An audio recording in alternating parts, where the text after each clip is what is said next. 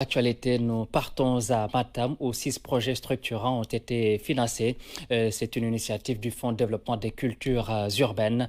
L'objectif étant de booster et de redynamiser le secteur. Fatimata Banelba, RT5 Matam. Le secteur des cultures urbaines bouge en ce moment dans la région de Matam. Depuis quelques années, beaucoup de structures se formalisent et tentent de se frayer un chemin.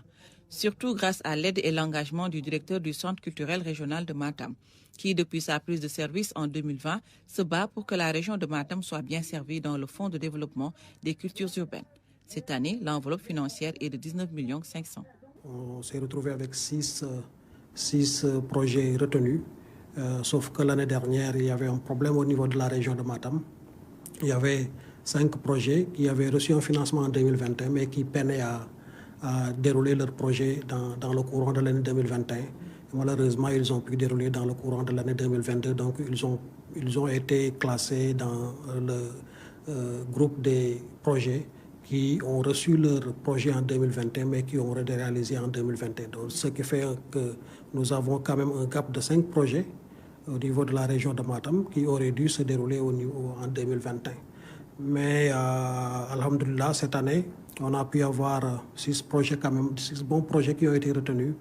Et j'avoue que c'est de ces 6 entreprises dégourdies, 6 entreprises travailleuses donc, qui sont dans la région de Matam, dont MCK avec un projet de studio d'enregistrement.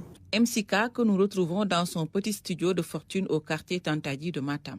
Son studio reste le plus fréquenté et le plus connu de la localité malgré ses maigres moyens. Engagé dans les cultures urbaines depuis 2012, il se dit fier d'avoir tout accompli, seul.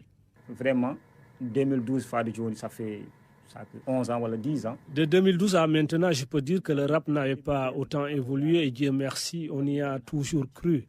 Ce studio est le premier de toute la région de Matam. À l'époque, il n'y avait pas au Fouta. Tout se faisait à Dakar. Dieu merci, on a produit beaucoup d'artistes comme Wizabi, Kao Alfadji et Boy Diara. Et c'est notre fierté de les voir percer dans le milieu.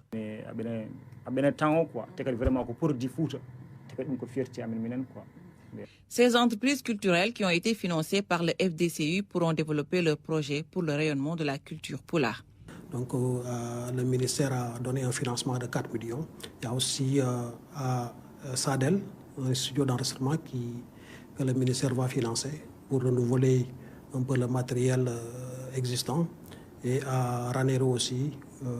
Donc retenons que c'est presque